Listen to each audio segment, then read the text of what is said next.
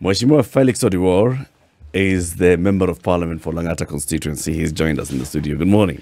Good morning. How are you doing? Very well, thanks. The last time we were here, I told you I'll be the Member of Parliament, and you doubted it. No, we didn't doubt. Yes, you did, Eric. You did. You saw doubt. Here, so I didn't Yes, you weren't here. so I didn't doubt. You read doubt on my face. Yes. No, that wasn't doubt. And all right.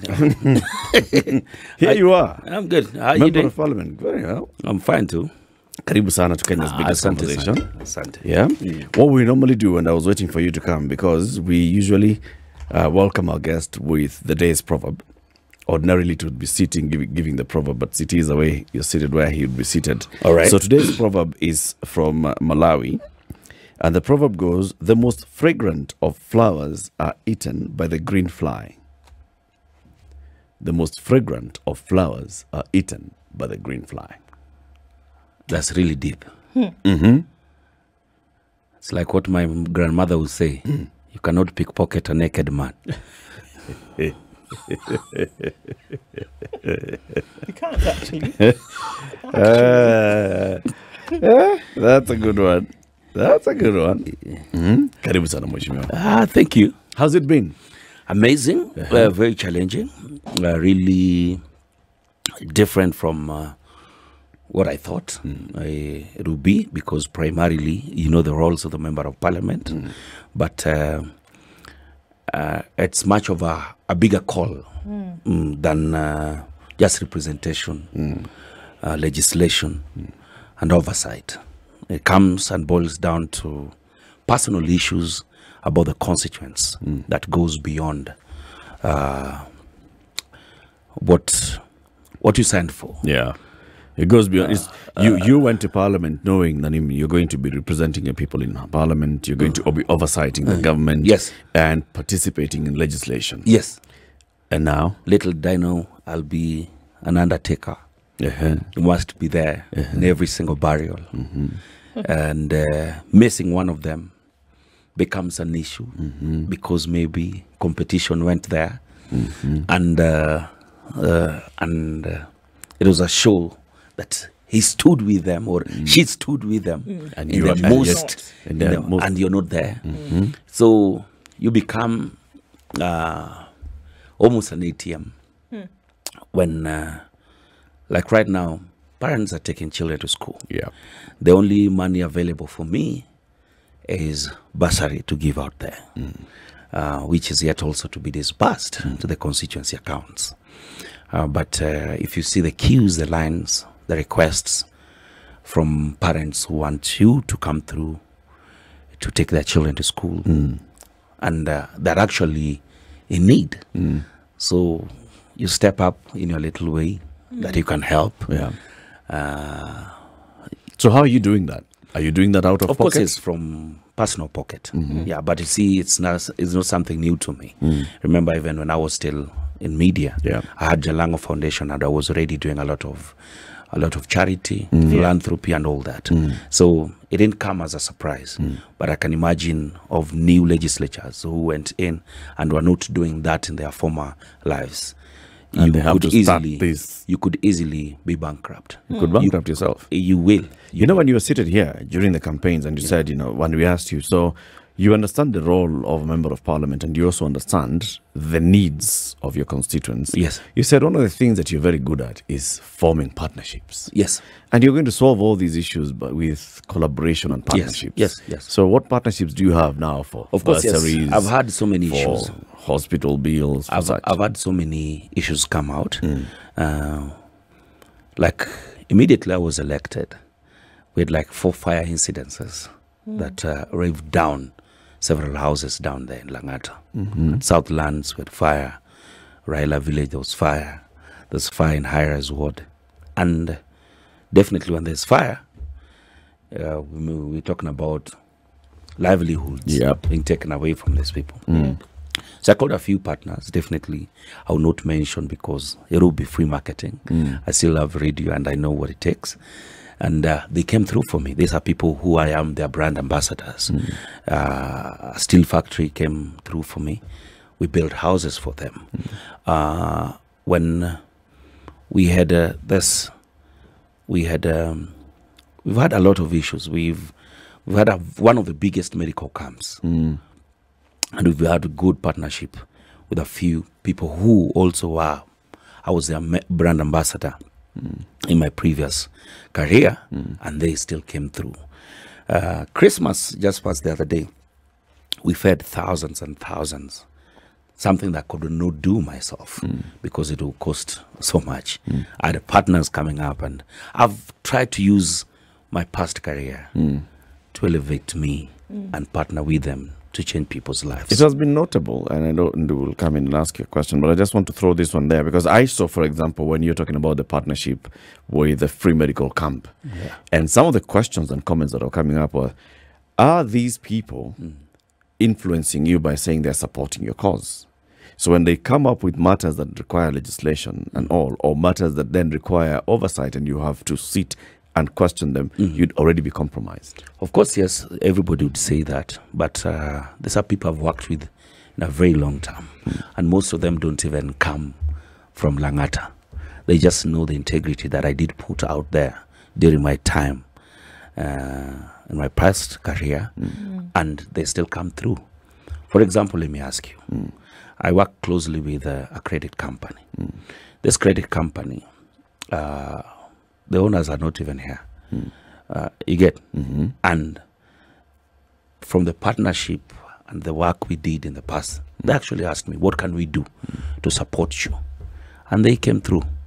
See, one day maybe a case will be brought on the floor. Yep. A violation of maybe some financial legislations and all. You understand? I would still stand up and oversight them. I will not be compromised. Yes, because laws are laws. Yes. Yeah. Do you find, I mean, it's often easy for us to look at a member of parliament, doesn't really matter where, and say, all these things you're engaged in, providing school fees here, attending burials, maybe we say, okay, it's not directly in your JD. On the other side of it, we're saying, look, representation, legislation, oversight. That is the thing upon which a member of parliament will be judged. But as you step into it now, do you see that there would then be a mix of the two, that it should be accepted that a member of parliament is going to have to go to that burial, is going to have to represent at that school fees, while at the same time being on the floor of the house and doing those three things? Is it time to accept that those things have to run concurrently?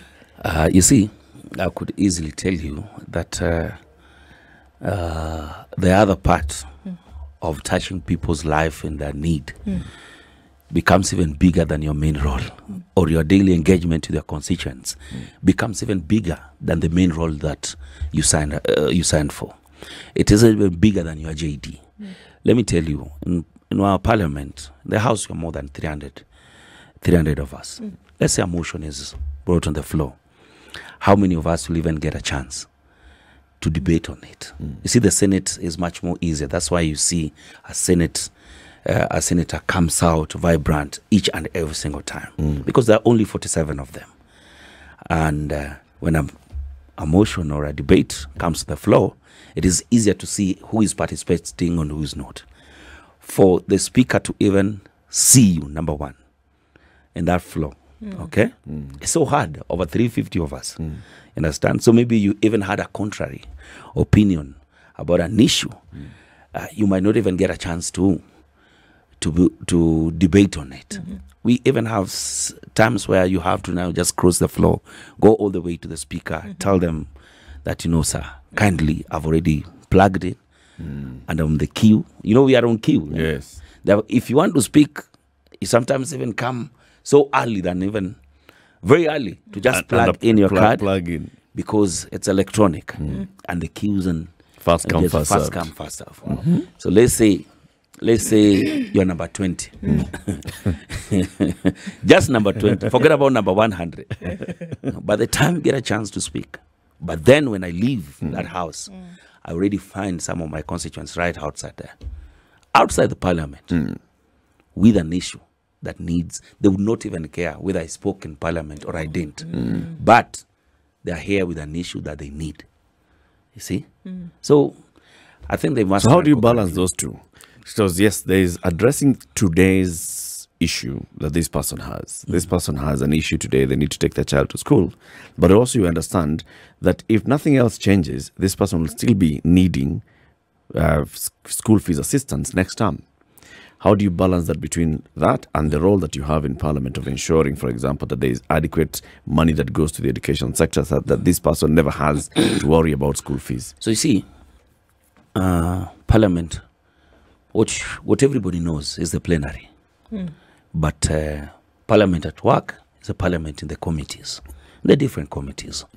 Now, it's just making sure that the work that is done in the committees is at that point now participate fully in the committees. Let's say it's education, the education committee. Yeah.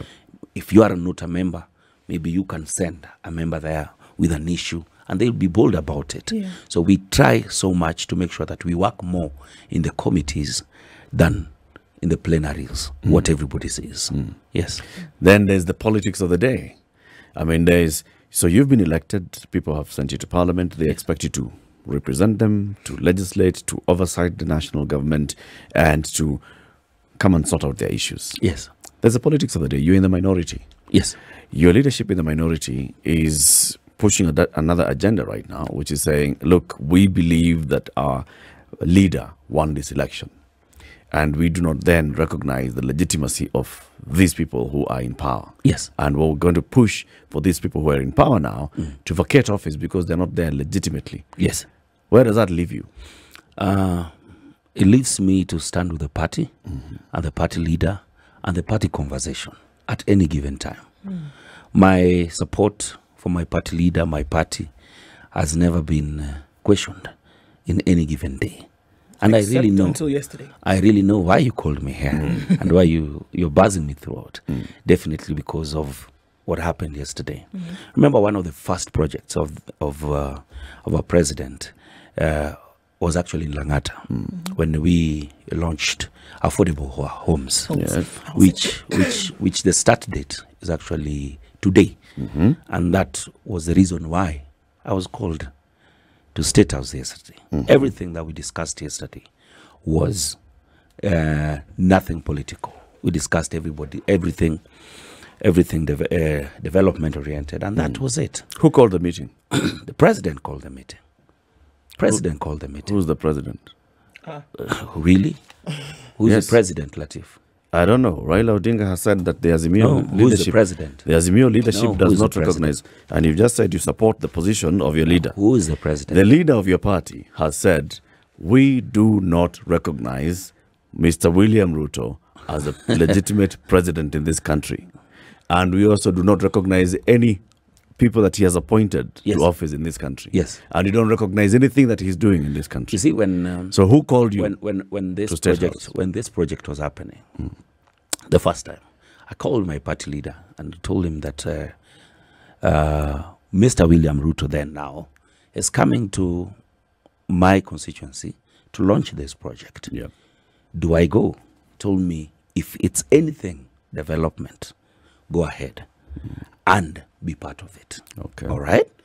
And Baba himself has given all of us a key to work with the president matters development. Okay. You saw him visit Homa Bay the other day, Sian Kisumu. Yes. He was welcome with all these MPs, all these governors, and they even had meetings at Statehouse. Now, that tells you one thing, that the key Baba lieutenants definitely have seen around President William Ruto, and I insist President, and I'll tell you why. And they would always question our loyalty because we're in the forefront. Every single rally, every single space where Baba's been, you've always seen me, okay? And yesterday, definitely the interview that broke off. Yeah. I thought that I would only be trending when I was in media. This one is even bigger. I was trending at number 1. Yet we were more than 9 MPs there. So these other 9 MPs, I was lucky to be part of the meeting throughout, as much as our I'm from Nairobi. They told me to sit in to also listen because I come from the regions where they represent. And being a leader, it was only noble that I sit there. And they followed up on every single project that Ruto had promised when he was in Nyanza. Okay.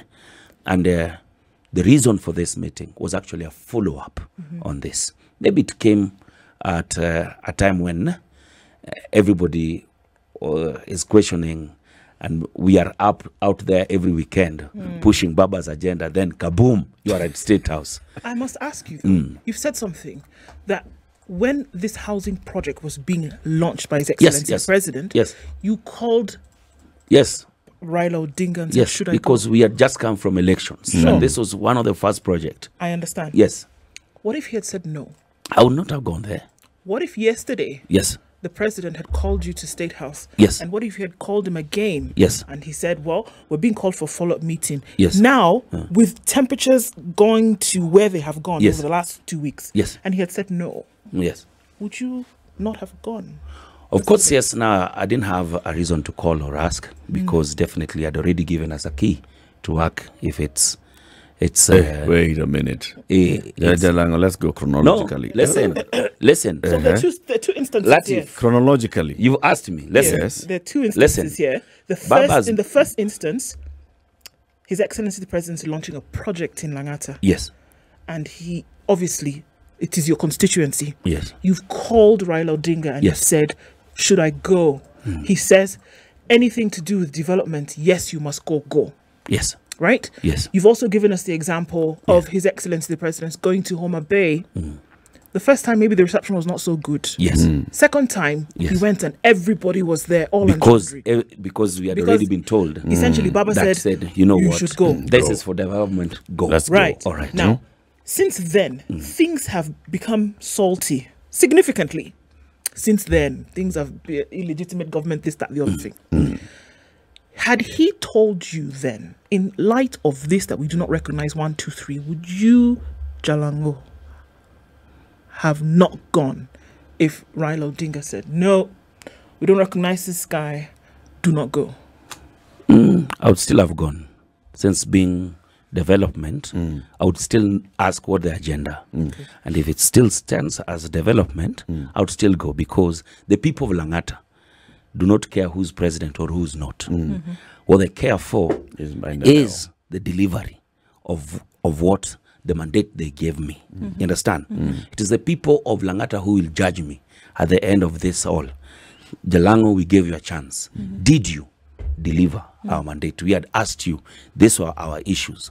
Have you delivered onto these issues? It is the people of Lang'ata who will at the end of the day. Yes, politics notwithstanding. Yes. Okay, then I'm going to go back to that issue that you mentioned, that you're always in line with your party leader. Yes. Right? So right now, in this instance, all right, today, what trumps the other? Let me tell you something. We have a rally in Machakos this Friday. Friday or Saturday. The date is still not yet clear. I will be there. Because now that's politics. We have to learn how to differentiate politics and development as much as they run in the same direction. What if the president holds the key to this development and for whatever political reason says, okay, guys, don't go there? I'm waiting for one statement from Baba again that will also give me direction. That says you don't that whether it is development or not, don't go. Then we'll have that conversation. But this is, Baba has said it clearly. We cannot and will not recognize the Kenya Kwanza regime, and we consider the Kenya Kwanza government illegitimate. That basically says, I do not recognize that William Ruto man as President of the Republic of Kenya, and I do not recognize that he is a head of government. So anything that he's doing, calling it development, calling it whatever, unless he's doing it in his private capacity, that's okay. But if he's doing it as president, I don't recognize. So I think, and not I think we includes you. Jalang'O. I think then Baba gave us a chance to work with him in his private capacity in case of development. Let's take a break on that note. Eril Klatif, how you doing? This is the Situation Room, the only way to start your day. Conversation continues with the Honourable Member of Parliament for Lang'ata constituency, Felix Oduor, Jalang'O. We're talking about development and why some leaders went to meet with the president yesterday. You've already told us. So you were invited by the president and you are going to discuss the housing project. And in that meeting, you also found that the president had coincidentally invited leaders from Nyanza region as a follow-up to the visit that he had made to the region. Yes, and they were yes. discussing the promises that he made and how Yes. he was going to deliver on them. Yes. Did he ask you anything about what you've been doing in the rallies? No, he didn't ask me. Actually, he veered off that direction, Kapsa, because he really wants our big support in his development agenda. So yesterday, no, today, the contractors will be on the ground. Then the Lang'ata TVET at Madaraka has also been stalled because some variation on the BQ. So he allocated another 50 million. And how that is going to work well is that when the TVET is done and the construction is going on, then we have very short-term courses, like 3 months, where these young men can go to the TVET, learn some craft, tiling, plumbing, and they are the young men and women in Lang'ata, and they will be directed straight to work on site because the housing project is a 3-year project, and at any given level, we'll need experts. So tiling, people will be doing painting and all this. We'll learn it at the TVET, then come straight to work at the construction site. So that's why we really needed both of the projects to run concurrently. Yes. I think it's a brilliant thing. Yes. And just in terms of partnerships, what can actually work. It's unfortunate that the political overriding now puts a cloud over all of this, and that you can't really tell what is really happening with developments in this area. We've got to ask the question, though. It still goes back. I mean, we've been told also now there are cracks in Azimio just because the 9 of you went to Statehouse yesterday without actually looking at, the underbelly of the story in terms of what was really, really happening. Does it matter? Does it really matter? Let me tell you, we are at a very tough political end now. We are at a crossroad, we can't deny. The government is going on with its projects, and the opposition now, that is us at now, are calling out to resist. You understand? Yeah. Now, the government will always play very smart. For example, the day of the launch of the houses, when the president came to Lang'ata the first time, with him was now the CS Lands, former MP. All right? So let's say that day I didn't show up. Would have been given a chance to speak on behalf of the people of Lang'ata. Yeah, former MP. Former MP. Former MP. Yeah. And what would they say? You gave somebody a chance to represent you, and he's not here. You denied this guy a chance, but here he is coming to see development. Now let me tell you something. The people right now just want development. Okay? All this will go on. Issues are out here. The cost of living is very high. People are going through a very hard time. Yeah. And they're just looking for anywhere to lean on, to bring hope, to make sure, to show that we are on the right track. Okay? So I can't lie to you. We are in a crossroad. Yeah. To cut the crossroad down, Baba accepted and said, wherever we are talking about developmental issues or things to do with us, kindly go ahead and work for our people. Okay. Because apart from that, that's why we were elected. Sure. The first reason why we elected was to work for the people. We've already been given the mandate. So your job doesn't stop because you are in opposition. You still has to work for the people. You get? Yes. Lang'ata has issues. I've not even been able to solve the water problem yet. You understand? They call me every single day on my phone. Like today is Wednesday, right? Today water is supposed to come to Lang'ata. I might even be awake into the night, just confirming with the people left and right. That Nairobi water is pumping water to Is the Lang'ata. water there? You understand? Yeah. How does that even come to my political end? Sure. So You then the understand? thing is, Yes. when I ask the question, does it matter? You may be the first one in this manner over the last few weeks to actually say, you know what? All this political hoo-ha aside, what really matters is to be able to deliver a proper environment through which people's livelihoods can thrive. So the politics, really? Does it matter? And I'll call you today with your name, Ndu. And I love it. Ndu, let me tell you one thing. There's no single day. Welcome to Kenya. I know you've been here for long. There's no single day. There'll never be politics in this country. They run concurrently. Development and politics. So it's just for you to know which direction and to what time are you where and how. If today I was in a rally somewhere with Baba, for example, and there's no water in Lang'ata, the people of Lang'ata will not care what I said in that rally. They would care about the water in Lang'ata. You get? If today there was water in Lang'ata and I didn't show up at Baba's rally, my ardent Lang'ata supporters, ODM supporters, would not care That you were not in the That you were rally. not- that there was water, but I was not in that rally. Right. You understand? So at any given we are on a race. That is the road down, electricity up. So let's move. Let's move. Yes. Do you think that the politicians then confuse the citizens? Because, for example, so you went to Statehouse yesterday, you had a conversation about a project that's taking place in your constituency, all right? And then on Sunday, you are in Machakos, and you will be there speaking and, you know, championing the same message. We are resisting this administration. We are going to do everything we can to make sure that it's ungovernable and this administration gets out of office.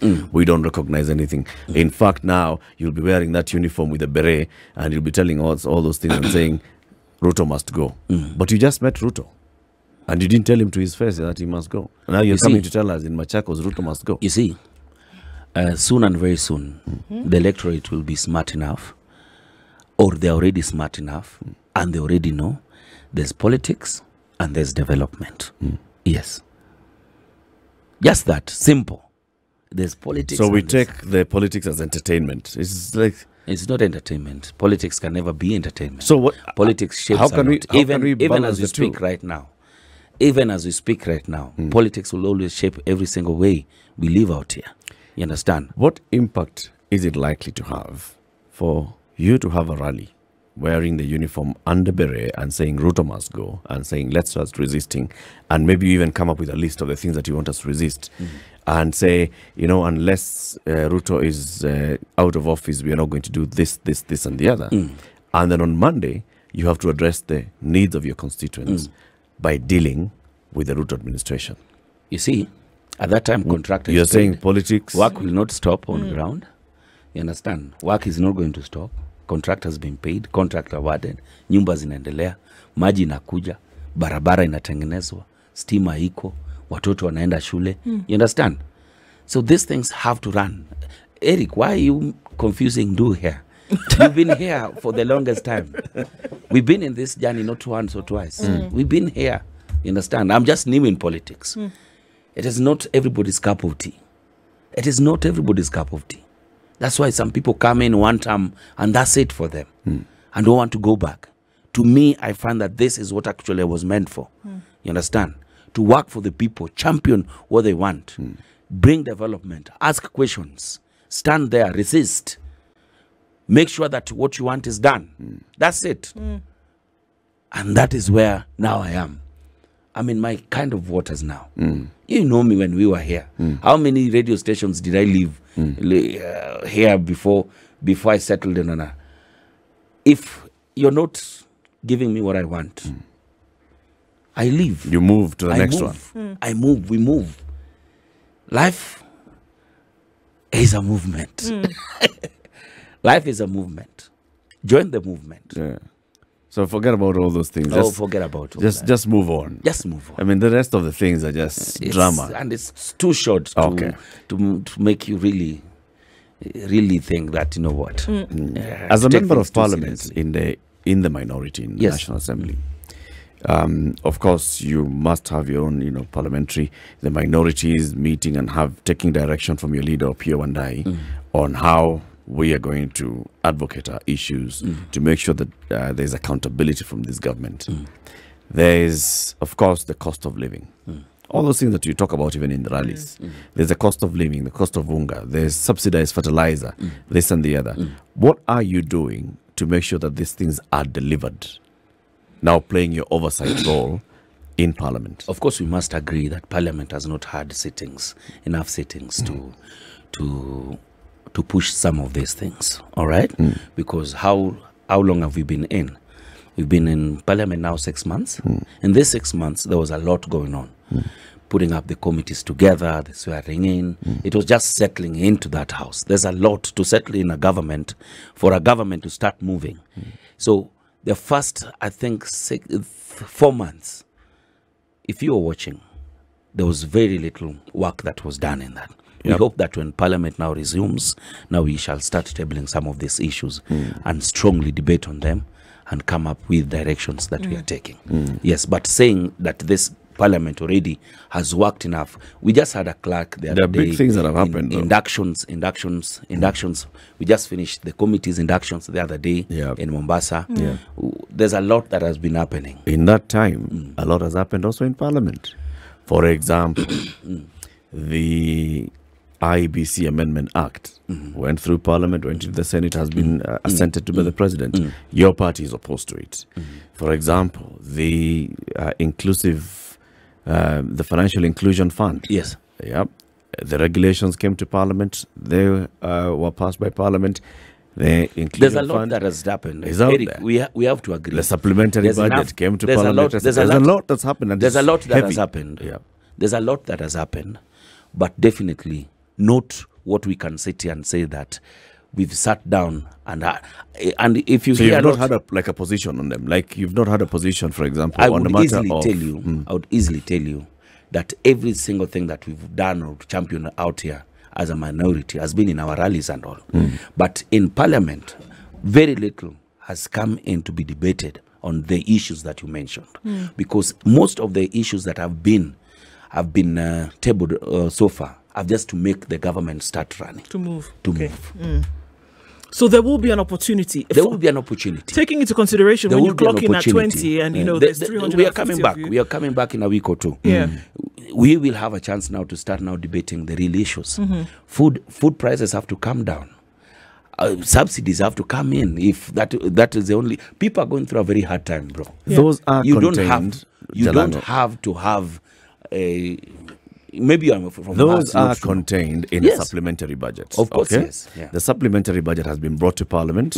Now, what kind of voice have we heard from the minority on the issue of the supplementary budget, on the content of the supplementary budget that talk about the subsidies? These are the fertilizer subsidies coming. This is the one that's allocating 12 billion shillings to the, what's it called, not the Huduma Fund, what's it called? The Hustler Fund. Now, we are going for our PG this Thursday. Tomorrow, we are starting our PG. And definitely, we will have a voice from that on our take on all this. Yes. The Azimio PG is from tomorrow. It's from tomorrow. Tomorrow. Yes. During campaigns, I guess it's the time where promises, are flying everywhere. There's certain things you said. There's certain things, you said you would do, or at the very least, said that you would like to do. Yes. So people are waiting, to say, okay, he said he was going to do this, he said he was going to do this, or at least agitate for this to be done. Would you say you're on course? We are on course. One of the first things I ever said was definitely making sure that the issuance of bursaries, for example, is transparent, open, free and fair. That's why when I was issuing the bursary forms, I did have the different wards coming to my office in different days. Then we did all that openly. Everybody who came got a chance to have a form. We are clearing all that to make sure that the legit people, because we had double entries, double applications. You just know Kenyans at the end of the day. And it will just be that again. And I even added more funds in it and decided the 100% that is given for education, this time let it go for bursaries. That is around 50 million Kenya shillings. It will all go that. It's a promise I did put out there. I did say that this is going to, during my time, Lang'ata's water issue will be a thing of the past. Now, we've been pushing through the Nairobi Water and definitely the county to make sure that the Northern Water Corridor Collector is complete, probably by February, end of this month. And you saw Sakaja's commitment into that. And when that is done and we have the new infrastructure that now supplies Lang'ata, that will be a big win for me. You understand? We said we'll have a food program for those people who are, Lang'ata, we have so many slums. And that is already happening. We already having that happening even before I build the kitchen that I promised that I will build for food for education. Now, food for education. So this is for school children? This is for school children. What this will do, I'm putting up a community kitchen in partnership with Food for Education that will see 10,000, almost every single child in Lang'ata, every day, have food served in school. Now, what that will do, proper concentration in class, retention, and even more enrollment, because we have children from the slums who don't show up to school to go look for food. And if they you said are about 10,000, more than 10,000, more than 10,000 school-going children, in Lang'ata, and this is in public and private schools. Public and private, provided you, and both is secondary and primary. It's a model that I've borrowed from KJ, Embakasi South. It's Embakasi, Dagoretti South, and it's working very well. And it's one of the key projects I've put out there. How do you fund this? How does one get such a thing moving? Now, this works in the most beautiful way. I think it's one of the things that is so beautiful. I didn't know. It's a very beautiful project. Now you put up this kitchen, okay? This kitchen, that we have subsidies from the county government. Okay. So a meal costs 30 shillings. All right. The county government is subsidizing for up to 26 shillings. So the parents pay 5 shillings only. In any given day, the parents maybe pay 100 shillings per child. So this will save them 95 bob. So how do the parents put out, pay for this? So there's a gadget that they load money on. It's like a watch. So when your child comes, all they have to do is to tap, and it is 5 shillings is deducted, and they have their food. Can you imagine the burden you take away from the children, from the parents, when all from 100 shillings, now they only have to pay 5 shillings. So this project, probably by April, it will be up and running in Lang'ata. So Sakaja's input is 27 bob per plate. 26 shillings per 26 bob per plate. And this is coming from the county government. County government and also the government. And the national government. The national government. Is the CDF contributing anything into this project? No, what we are contributing is the building of the kitchen. Okay. I've put out, the kitchen costs 23 million shillings, but I've already put out 17 million shillings into this. In this financial year, 2023-2024. So I want to fund it. I want to put 17 million in the first disbursement of CDF. The first thing will be bursaries, then the next thing will be the kitchen. Yes. How many children do you think ought to benefit? Right now, you're starting with about 10,000 or so children. We put out 10,000, and the school, we had a meeting with all the head of schools, head teachers of Lang'ata primary schools and secondary schools the other day at my office, and we're still working on the estimates, the numbers of the children that will be there. Now that we are even having, there's a new year, so that children that have transferred to other schools and all, so we are yet to get now the new numbers cumulatively. Yes, but we are planning for that kitchen to feed at least 10,000 people. There's just about 45 seconds, and I just want to address A report released yesterday by Education Stakeholder says 4% of schools in middle and low-income urban settlements are public schools. That means about 96% of schools in your constituency, for example, in the slum areas, are private. Are you planning to set aside money from CDF and championing the national government to build public schools in your constituency? The problem we have in Lang'ata is land, land in the different wards. You see, like a place like High Rise Ward, Joshua Loom is the only public school. But with the new affordable houses, we've had to put up a school in there. At least now that is the first school we are doing. Then I'm completing. If you follow me on my socials, I was at Kongoni and we're pushing for the completion of the project, Kongoni Primary School and Secondary School. We're expanding. A lot of what we want to do is not to build new, it's to expand on what we have. On existing infrastructure. On the existing infrastructure. All the best, man. Yes. All the best. It's encouraging to see that you are already on the ground and working and looking at how to address the needs of your people. Yes, that is why they elected us, and it's always a pleasure to be here. Thank you guys so much. Nduthai, nice meeting you. Same here. Even beautiful in person more than in photos. Say that again. Felix Oduor Jalang'O is a member of Parliament for Lang'ata constituency. He's been our guest. He'll be here again soon.